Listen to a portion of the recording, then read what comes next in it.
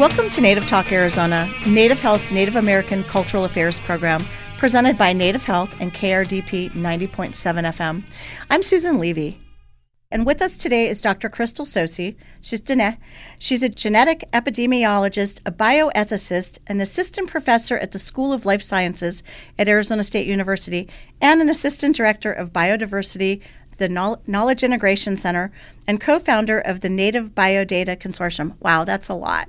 And she's also going to tell us about the Native Biodata Consortium. The NBDC is a biorepository or biobank that ensures the advances in genetics and health research that it benefits all Indigenous peoples. And she is going to tell us about that and about herself. So welcome, Dr. Sosi. Yeah, thank you. Point of reference, we have changed the abbreviation instead of NBDC just to Native Bio. It's a little bit easier to say. Okay. Okay. So, all right. Yeah. Okay. So go ahead. Welcome to the show. We're excited to have you on here and learn more about what you do and what Native Biodata is. Yeah, thank you so much for the invite. I am always so happy to talk about genetics, the implication of genetics and genomics, and also as it relates to both human health and also the environment around us. I'm so happy to talk with you today. Thank you for the invite. Yes. So tell us a little bit about yourself. I actually started, like a lot of young kids do, wanting to become a doctor.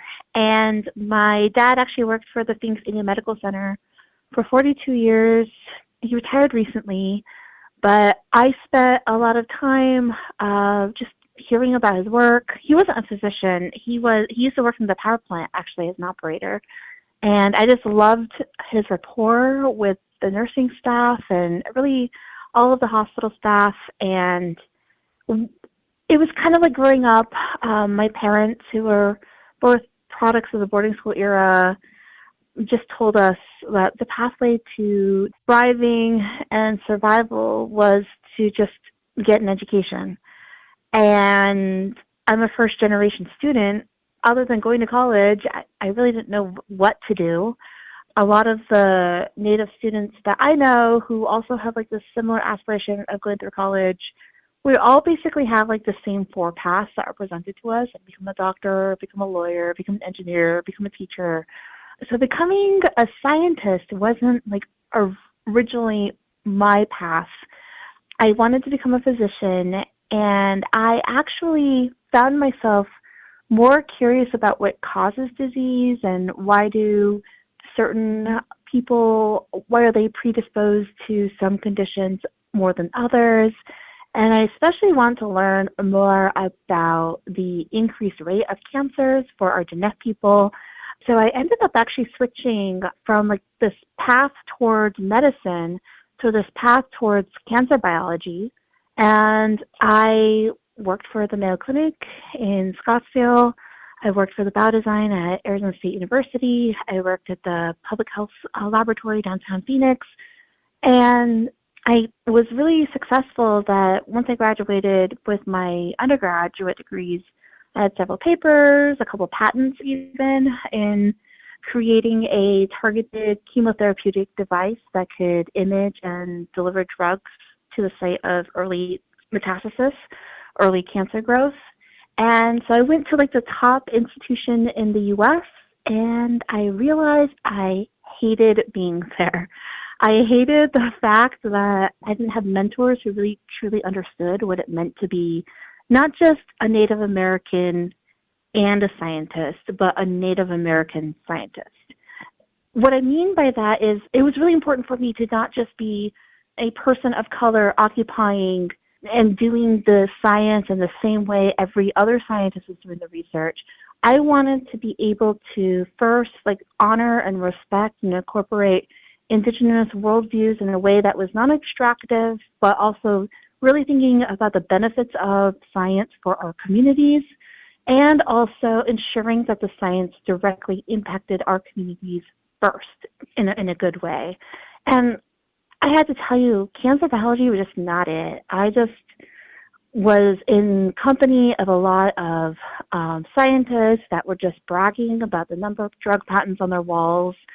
And I remember growing up, like going to the pharmacy was an expensive ordeal for my family and my extended families. And I just couldn't see us benefiting from like the next blockbuster top tier drug because like I could see that my relatives were struggling to get an appointment within the next few months. So I really felt like I needed to move away from the field of cancer biology because it just felt so extractive and exploitative. Like people were generating information about our people, our native people, but it wasn't going to translate into a drug or a therapeutic that was going to truly shift the way that we treated our people in our communities. So for like a while, I was actually thinking of switching to law. I chose like a master's in bioethics, which is kind of like that middle ground between being a biologist and being a lawyer. And I actually realized that I love being a bioethicist and thinking about community-based approaches. And I also realized that we were entering this new phase where we were collecting genomic data in mass from all populations around the world, including our indigenous peoples, sometimes with our consent, sometimes without our consent. And I realized that the space of genetics and like big data wasn't going to go away, and we needed indigenous peoples to be at the forefront, not only to advance their research so it truly benefited us, but also be protective of our concerns and make sure that we were represented in the same laboratories and the same policy spaces for decisions that were ultimately going to impact us. And that's why I decided to switch and become a geneticist. So let me ask you, for people that aren't familiar, what does a geneticist do? Yeah, and that's a great question. So a geneticist is a scientist or a doctor, somebody that may have a PhD or an MD who studies genes or DNA or genetic material. And in the human space, it's usually related towards the association with diseases or conditions. And in like the non-biomedical space, it's usually either thinking about heredity or like the passage of genes or gene variants from generation to generation, or looking at the impact of the environment on gene transmission or gene expression.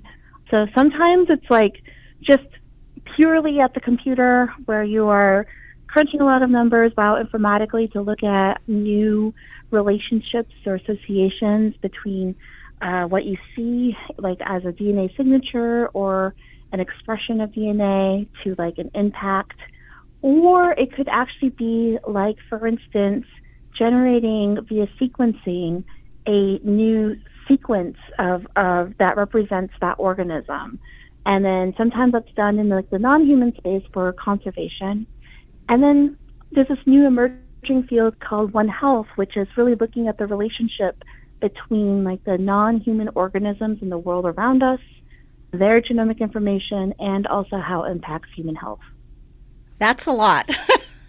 Oh my gosh. When you think about like DNA being a building block, a fundamental building block for much of life around us, there were so many questions that you can examine or interrogate that's sometimes health related and sometimes not health related, but something essential about what links us all. It's fascinating. It's such a huge field. Back when I was in school, I actually worked at a genetics center, but not in the same capacity of everything that you're talking about. So I work with a lot of people, actually. I appreciate that comment because I do work with genetic counselors and also genetic counselors that want to train Native American students to become genetic counselors. So it's like a very clinically oriented health space. I also work with researchers who are running like clinical sequencing programs at some of the institutions around the U.S., and sometimes that involves Indigenous patients or just protecting Indigenous patients. And then I also work with people who are more like at the bench, so to speak, where they might be like literally examining, building a new genome assembly for an organism that's never been sequenced before that may have conservation benefit or might potentially be useful for telling us something about a plant or a plant's property, etc. It's super fascinating. It is fascinating. It's a huge field. We had one of our recent interns who wants to be a genetic counselor. So I appreciate you mentioning that, and I'll have to connect him with you and see if you can give him some suggestions. What is the Native Biodata Consortium? The Native Biodata Consortium is a 501c3 nonprofit organization. It was founded, honestly, with a simple premise that we wanted to repatriate samples and data back to community members, and that community members should be able to have the first direction and guidance for, anything that might be of benefit to the community, which means really putting community members at the helm of deciding who or for what purposes research is conducted, and also how can we build policies actually to ensure that nations and communities are protected. There are a lot of policy loopholes and ethical loopholes that, especially when you just privilege like Western individual autonomy and agency, it's not responsive to the fact that our indigenous communities have always governed as a collective. So we try to help tribal nations build policies, resolutions that help protect their interests if they want to partner with an external researcher. And also a huge portion of this was if we're returning samples and data back to a tribal community, that community needs to build a resource or a data repository so that they can store the data. So sometimes this is called a biobank. A biobank, as its bare minimum, can honestly be like a freezer that holds samples. But if you start doing things or working with the samples and you start generating data, then you have to then store the data, ensure that the data is held private and secure, and that you're governing who has access to the data, who can share it, and make sure that all of those decisions are under the oversight of the community. So we have a community advisory board.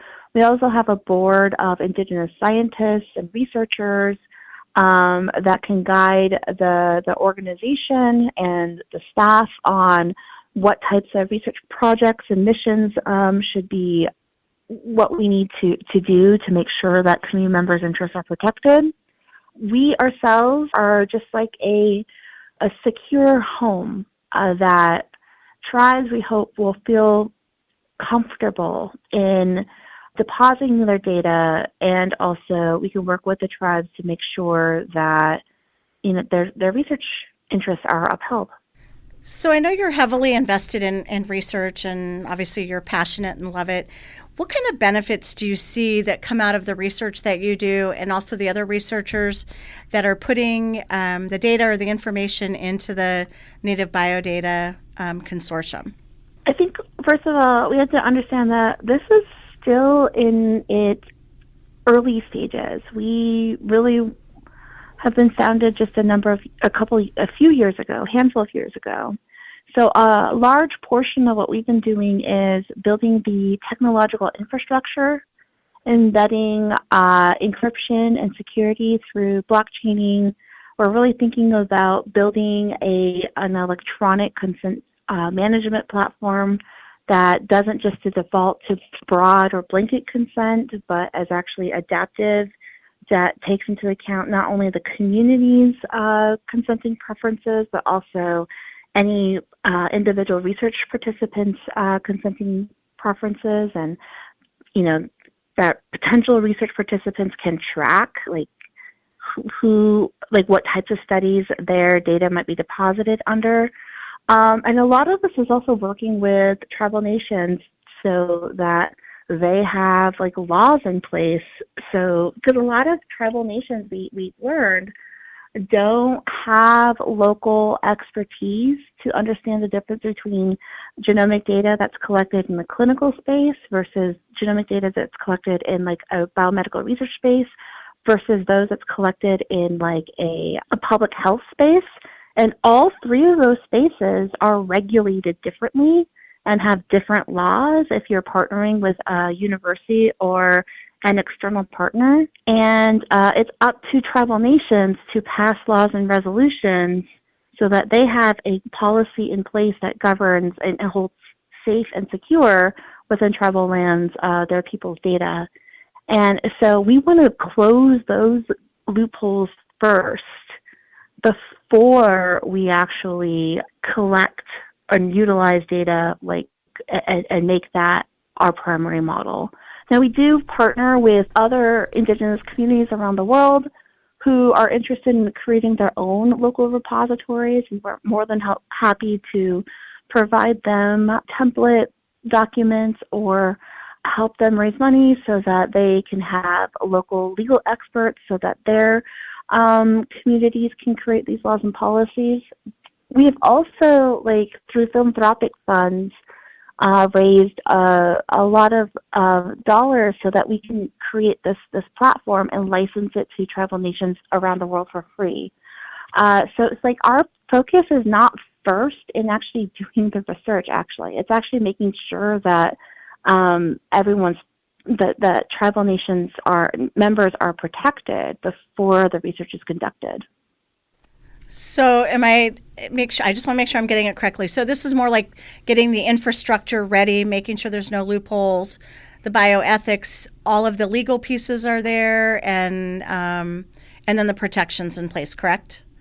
Yep, policy infrastructure, ethical infrastructure, and technological infrastructure. And it's a lot. Building all of these processes in the ground up, especially working with tribal nations, can be a little bit of a challenge logistically, but we're so happy to do it because honestly, it needs to be indigenous community members driving these processes. And it sounds like it's a labor of love for you. Of course, I absolutely fundamentally believe that we need to have tribes direct this research. There's something that a lot of people who are particularly non-indigenous like to throw at me, which is the term community-engaged research or community-based participatory research. And I'm like, that's fine and cute, but that still presumes largely a non-indigenous external partner driving those research decisions and maybe including some indigenous peoples along the process, along the way. I actually love the term tribally driven research and tribally led research because that means that the tribes that are making the decisions, they're the ones that are driving the research processes, driving the research questions, and they are the primary community base for where that data is collected and stored. And that, to me, is a great exercise in indigenous data sovereignty and also thinking about digital sovereignty, really building the infrastructures through biobanks, data repositories, building cloud applications. And to me, that's the translation of policy into actually creating delivery mechanisms by which tribal nations can create local economies that are rooted in their people's biological data.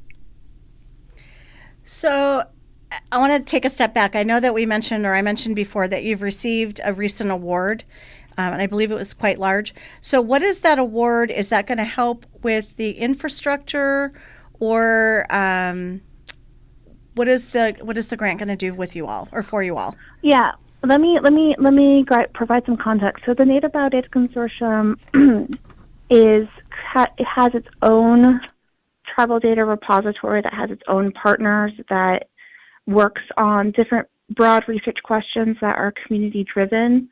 The grant, I think that to which you're referring, is an NIH, a National Institutes of Health award of $9 million that was awarded end of last year, 2023, to create a federally funded tribal data repository So that one is a little bit more narrow in focus. To give you some background, the National Institutes of Health has kind of a requirement that if you receive federal funds to conduct research, that the data that is generated from that publicly funded research needs to be deposited into a public repository. Kind of makes sense in the way that, they don't want to continually fund the generation of data if it's already been generated before. But the problem is that tribal nations and tribal nation leaders really don't trust that model because, a lot of harms have been done in the recent past where a researcher might broker a trust relationship with like a tribal nation to study like one condition, and then they sign like this broad or blanket consent form that permits the researcher to study other things. And then lo and behold, especially if they share it with other researchers, that data might be used to study other things that the tribe never really consented to. So there's kind of this raised eyebrow of having federally funded research data deposited into a federal mechanism that tribal nations don't have complete oversight over, like who has access to it and what types of research questions could be conducted. And so in response to this, especially with some limited COVID-19 related data that was generated from the height of the pandemic, some tribal nations took advantage of an opportunity to accept NIH funds because, they were in the middle of the height of a huge public emergent state, and they wanted to track at a community level, for instance, what the new variants were at present in their community. But now the question happens, okay, if tribes accepted federal funds to conduct this research, how do we make a repository that is specific to tribal nations related to this data? So it's a separate repository from the Native Biodata Consortium one, but one that also still has all these important questions in place as to how do we ensure that tribal nations have first and primary say over who gets to use their data, who gets to share the data, and under what context, and also protecting it technologically. Wow, that's a lot of you're thinking about a lot and you're doing a lot. We're almost out of time, so I wanted to find out if people are interested in either learning more, I don't know if you take volunteers or students, how can they learn more about the Native Biodata Consortium? Is there a website or email? And then how can they contact you, or how would you prefer that? Oh, no, thanks. This is a great question. So the Native Biodata Consortium has a website called nativebio.org. I also have my own laboratory. My laboratory is called the Soci Lab for Indigenous Genomic Equity and Justice at Arizona State University. I love it. We have 12 people. We have 75% Indigenous students and mentees. It's amazing. And that's Soci Lab, TSOSIE lab.org. And students or anyone that wants to get a hold of me, just type in Crystal Soci, my name, with a K. ASU, you'll find I have a public profile with my email and my phone number. That's awesome. I think you're doing such amazing work. I think geneticists and bioethics and the biodata, everything you're doing is so important for sovereignty and everything else. And my hat's off to you for doing a great job and being a forerunner to all of this. So congratulations, and congratulations on the grant. And we appreciate you spending your time with us this afternoon. So thank you. No, thank you. So much. Coming up on Native Talk Arizona, we'll chat with Jarvison King, owner and operator of Laughing Goat Gardens. Support for KRDP 90.7 FM comes in part from Native Health, with 2 locations in Phoenix, 4041 North Central Avenue, Building C, near the corner of Central Avenue and Indian School Road, and at 2423 West Dunlap Avenue. Native Health is also located in Mesa at 777 West Southern Avenue, near the corner of Southern Avenue and Extension Road. Native Health provides primary medical, dental, behavioral health, WIC, and wellness services for the urban Native American community. For more information, call 602-279-5262 or visit our webpage at nativehealthphoenix.org.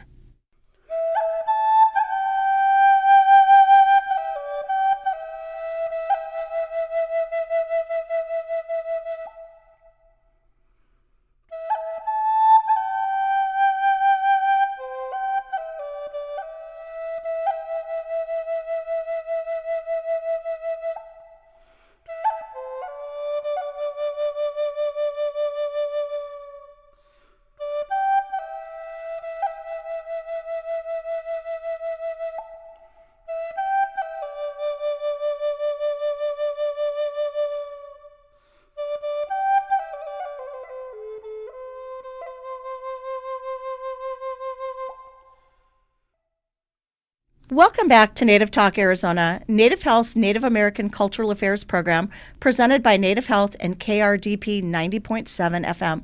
I'm Susan Levy, and with us today is Jarvison King, and he's the owner and operator of Laughing Goat Gardens, located in Sanders, Arizona. And Laughing Goat Gardens repurposes waste wool as wool pellets, which is a natural garden soil amendment. In addition, his ranch also raises, I'm sure I'm not going to pronounce this correctly, Dabule sheep and Navajo Angora goats for fine wool and mohair. And welcome, Jarvison. It's great to have you back. It's been about a year. Yes, pleasure to be back. And it's a Dabule, just to... Okay. Yeah, I know. It's kind of hard to say, but yeah, Dabule, it's a crossbreed. I mean, it originated in New Mexico, so... Oh, okay. Yeah. Well, welcome. So tell us a little bit about yourself, your journey, your background, all of that. Well, I'm Jarvison King, as you mentioned, owner-operator of Laughing Goat Gardens. We are a multi-layered ranch operation, and we tend to kind of dabble in plenty of things aside from just normal ranching. So, you know, for example, I started out just gardening because I used to live down in the valley for a certain amount of time. I came home 10 years ago to take care of my mom. I came back up here and I realized that, you know, we were at least an hour from the closest grocery store that was here. This was way before we had the Bashas and Sanders. So, you know, it was an hour in every direction to a grocery store. Produce was hard to store here as well as you know, you get the grocery store produce put in the refrigerator, and by 2 or 3 days it's already starting to wilt. So, you know, that was the beginning of gardening. Moved to raise meats, and then we started including our animals into our operation, which kind of snowballed into a lot of things. Into, you know, we started a little bit of shearing services a few years ago, but we had to put a hold on that because it demanded a lot of my own, you know, person to be in these locations at all times just to offer those services. From there, you know, we went into the fiber side, wool, mohair, and newest thing we did was the wool pellets, which was just kind of, I don't know, it was like a happy accident. I think that was, I guess, destined to happen for us in some weird way. I always look at it as a cycle. So, you know, our herd got into a bird patch, and we couldn't sell that, you know, to the wool brokers in town because there was really nothing that, you know, can be made from that. Through, you know, mutual friends, we heard of a person that, you know, can make wool pellets, and we figured why not give it a try. So we did, and last year in September, we had our first 150 pounds, I believe it was, that we had our first, you know, batch of wool pellets made. And last year in October, we attended our first market, and then we just kind of kept attending markets and just educating the public on the versatility of wool pellets, the benefits of it, and how it improves soil health in the garden. And in the future, hoping to do more research on that for pastures and bigger farming areas. So that's where we are right now. Well, I think I met you shortly, like right after you started. I saw you at probably one of your first markets. I did buy some of the wool pellets. I'm a home gardener, and I did put them in my garden and with my amended soil, and love your product. So I was really impressed with it. So I'm going to back up. What does the name Laughing Goat Gardens mean? Yes, I remember. Yeah, that was like, I think our second or third market down in Phoenix.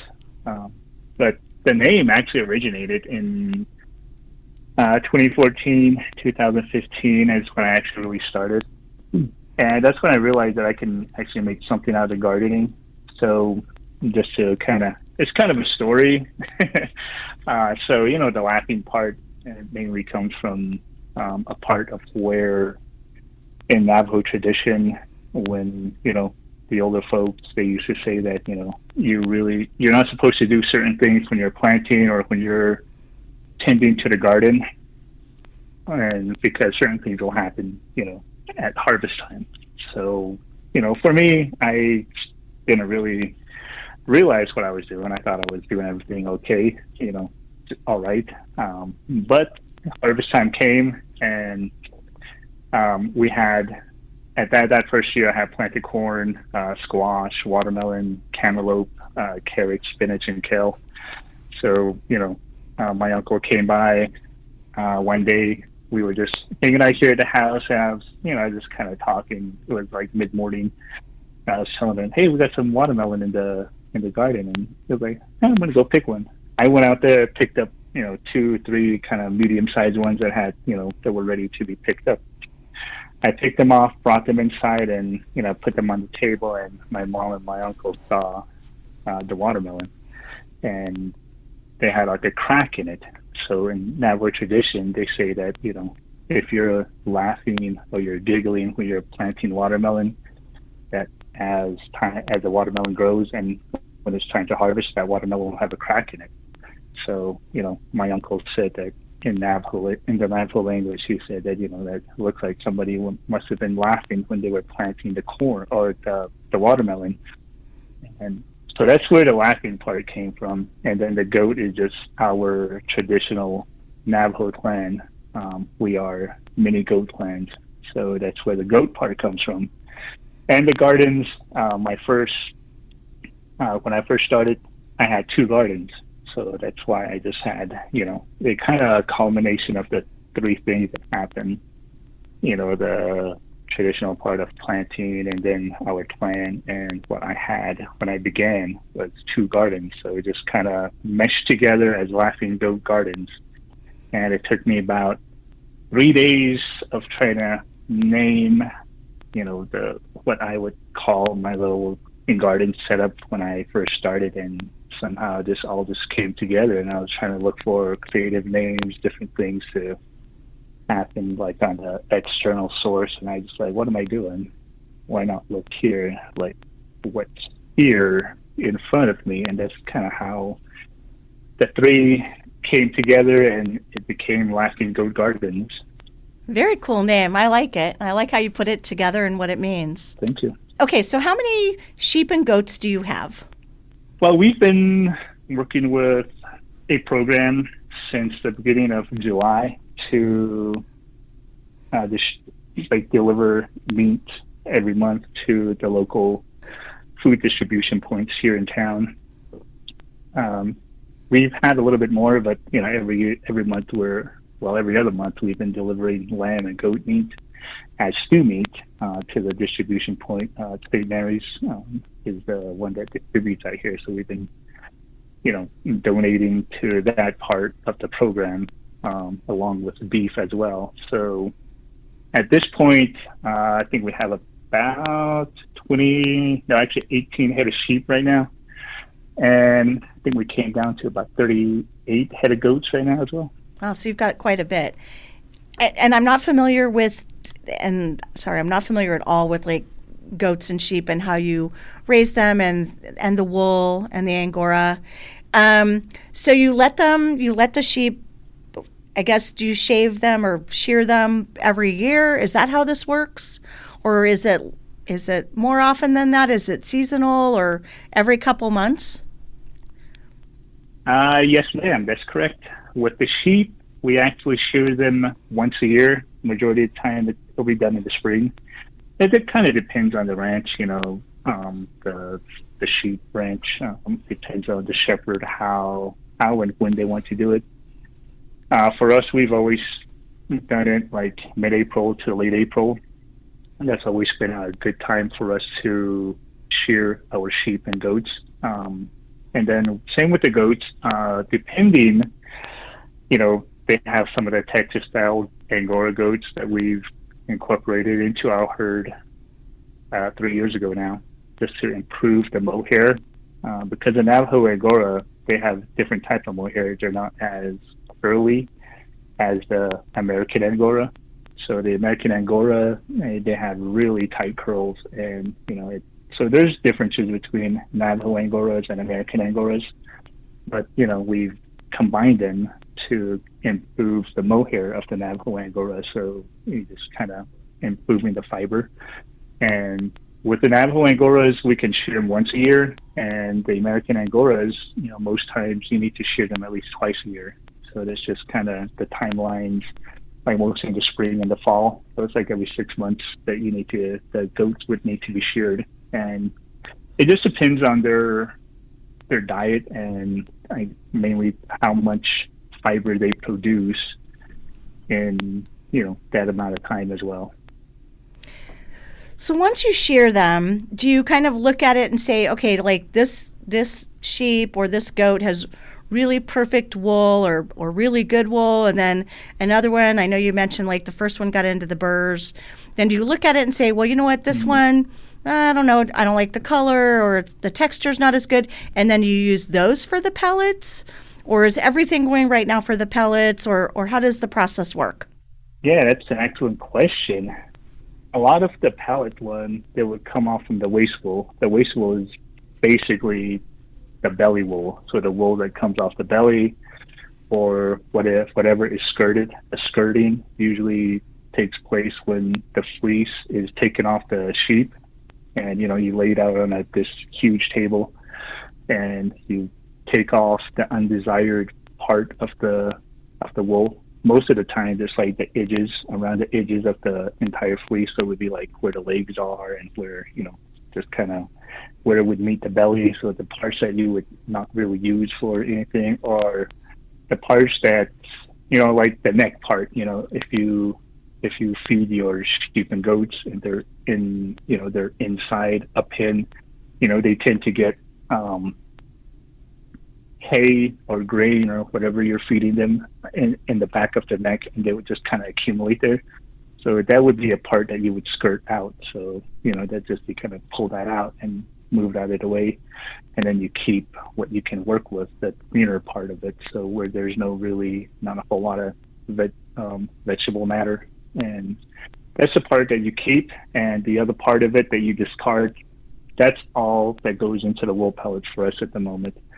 As far as the mohair, we don't really, we kind of tested it last year, blending wool and a little bit of mohair with wool pellets, and it worked. The only difference is that you kind of had to get the ratio right, because mohair doesn't have any lanolin, and the lanolin is basically the grease in the wool. So it's just, so that's what actually creates the shape of the pellet in the wool. So if you have less lanolin, it's going to be not as solid when it's compressed into the pellet form. But that's a problem with the mohair, and we have tested it out. We found a certain blend, a percentage ratio to where it would work, and we tested that out, and that's the one that we use in our garden, and it worked really well as well. So just maybe in the future we could offer something like that as well, just like a little blend of it. But that's one thing I think we still just have to be more precise on the wording of it, saying that instead of saying that it's 100% wool pellet, it's going to be like a wool mohair blend pellet or something, So, but that's basically the process of it. So it's just we save basically the good part of the wool for turning those into rovings, yarn, for spinners and weavers, and everything else gets turned into wool pellets. How much, for those of us that don't know, especially me, how many pounds of wool come off like one of the sheep? Is it like 5 pounds or 50 pounds, or does it depend on the size of the wool or the sheep? That will actually depend on the sheep. It'll actually depend on the size of the sheep and the breed of the sheep. Like for us, for the DBLA, we'll get about, anywhere from 8 to 12 pounds, so about a 10-pound average of wool coming off one sheep. And it also depends on it depends on a lot of factors, because some you have like the staple length, which is how long your wool is. Some will have like 1.5 inches, some might have 3 inches, and you have some that, are able to produce 4-5 inch staple length of wool. And then also just the density of it, how curly it is, just like, and also how much lanolin is in it, because the lanolin will actually be the one that kind of makes it heavier. It's the grease that's in the wool. So that I think pretty much adds it's probably about 40% of the weight of the wool. So it kind of depends on the size. I think like a churro, you'll probably get a little bit less because they're a little bit smaller animal, but then they also depends on how they eat, kind of like their diet as well, and also how much they grow. I know a few people that have churro, they shear like twice a year, because if they don't, they're able to get like a 10-inch staple length off a churro, and it's crazy. And then the churro also has like a second coat as well, so it's just a longer wool sheet. And yeah, I think it all boils down to like just the breed of it. So for us, I think we get about 10 pounds average for our BBLA, and we've also had Rambulé Merino in the past as well. So we usually average about 10 pounds per hour. That's a lot. I think that's a lot, right? Sounds like a large garbage bag. Yeah. Right? Large. Oh yeah, it's large a lot. Garbage it's a bag. pretty Okay. big garbage bag. So since the wool pellets, and I know that you're using the wool that you can't use for weaving and spinning and things like that, have the pellets been going well? The business, are a lot of people buying them, or is there a lot of interest in it? I honestly think this is something that's going to change the gardening, especially if you're into like soil health. My perspective is that at this point right now, a lot of folks are not aware of what the wool pellet is. I mean, I tell the customers that come to our booth at the markets that we attend that this wool pellet is not a new thing. It was discovered 10 years ago, by the guy in Utah, that with his, discovery, I'm not exactly sure how he had marketed it. Maybe he did, or maybe he didn't really market it properly, that it just went unknown for so long until smaller sheep farmers, discovered it, and then they started, making their own pellets and going into their own little communities and educating people, the home gardeners, about the benefits of wool pellets. And that's just kind of my take on it, is like, why wasn't this really marketed the way it should have been in the beginning? But then again, I think it's just kind of the way it's going right now. I think it's the best way it should be for wool pellets, in a sense. It should be regional, because the sheep will eat the local vegetation, and those minerals and nutrients that the sheep ingest go to the wool, and those nutrients go back into the soil in the local area. So it's just, I believe it should be regional, just the way it's happening right now. I mean, you have some small to medium-sized mills right now that are in the U.S. There's 5 that I know of, that are producing their pellets, marketing it to a local, and then a lot of this stuff just happens online as well. And a lot of it is just educating the community, because ever since we started last year, 90% of our time is educating people on the benefits of wool. And to me, I think that's the part that we all kind of, add to getting the product known and what it can do for soil health, instead of, using chemical fertilizers. It's like, this is a natural product that comes from an animal, and it actually improves soil health instead of just feeding the plant and making the plant grow. We're actually feeding the soil. We're building a healthy ecosystem in the soil. And for me, ever since I started gardening my second year, I always wanted to improve soil health. And from that moment on, I've always been into soil health. And, I'm always thankful for my garden for that, I started looking into the health of soil and building that ecosystem. And this is just another product that adds to that. And it's just something that we as not just shepherds and farmers that raise sheep and want to get into wool pellets need to understand, is that a lot of it is educating the public on the benefits of it. Because I've met like a handful of people during the markets that do sell wool pellets, and some of them come back to me 6 months later saying that this is not that profitable, because a lot of it, I'm just telling people about the benefits of it. I'm educating people on it. And, I just reply to them the same way. It's like, yes, it is. But just imagine what's going to happen 2 years from now, 3 years from now, when we do all the educating and people understand the benefits of wool pellets and how we're actually building soil health. So for me, it's just a lot of it is educating and just kind of getting the product out there, getting the product known. And I'm all for that. I mean, every market we've attended, we've always educated everyone properly, and we always learn something new. So Jarvison, I know we're almost out of time, but quickly, how do people use the pellets? So you open the bag, I assume, right? And then how do you mix it in the soil? Do you evenly spread it?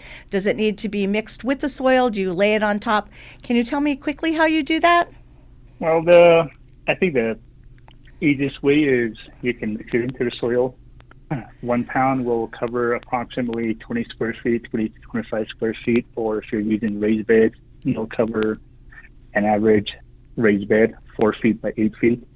You can just mix it into the top 2 or 3 inches of your soil. You can go to till it in in the springtime when you're prepping your beds, and you'll get the benefits all the way through, because once it starts decomposing, they'll start feeding your soil. You can also use it as a mulch. If you use it as a mulch, we've seen that it will repel certain insects. So if I used this a year ago, I think I need to buy another 3 packages, right? Yes, ma'am. Okay. For my garden, I use it in the springtime and the fall time, because it does take about 4 to 6 months for it to fully break down and totally decompose into your soil. And to keep feeding your soil with the wool pellets, keep amending it like at least twice a year, you'll definitely see improvements. I'd say like 2 or 3 years in. Okay, so I will get on your website today and order another 3 packages of it for my raised beds at home. And since we're out of time, how can listeners learn more about Laughing Goat Gardens and contact you and learn more about your wool pellets and your wool and your Angora? You can go to our website, laughinggoatgardens.com. We have pretty much a lot of blogs on there, videos on YouTube. So you can follow us on social media, our Instagram, TikTok, Facebook. Our handle is Laughing Goat G for all 3. YouTube is Laughing Goat G as well. So, you just kind of I guess whatever works best for you, whichever platform you're on.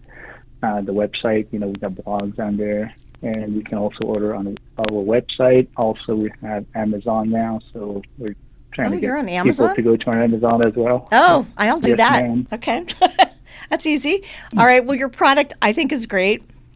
I use it, and I'll be ordering more. But I really appreciate you taking your time today and telling us more about Laughing Goat Gardens, how you got started, and the products. So thank you. You're welcome.